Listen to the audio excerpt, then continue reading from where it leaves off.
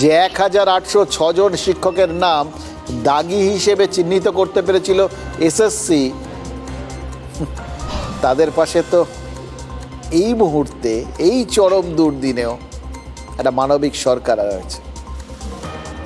যে সরকারের প্রধান হিসেবে মমতা বন্দ্যোপাধ্যায় আজ বলেছেন, এতদিন যারা স্কুলে শিক্ষক বা শিক্ষিকা হিসেবে কাজ করেছেন তাদের যাতে স্কুলে ঘন্টা বাজানো বা ফাইলপত্র দেওয়া নেওয়ার কাজটা জোটে, সেই চেষ্টাটা তার সরকার করবে। মানে সরকার যে আমাদের আদর্শ বন্ধু, এটার কোনো উদাহরণ যদি এই ধরাধামে থেকে থাকে, সেটা এই মুহূর্তে পেয়ে গেলেন এবং বুঝে গেলেন আপনাদের একমাত্র বন্ধু, আপনারা যাই ভাবুন, আপনাদের রাজ্যের সরকার।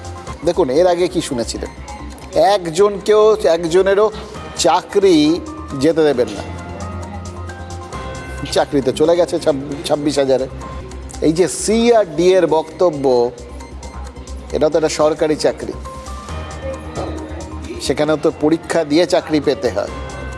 তাহলে আগে ভাগে সেখানে কোনো রকম বন্দোবস্ত সেটা করে দেওয়া সম্ভব কি?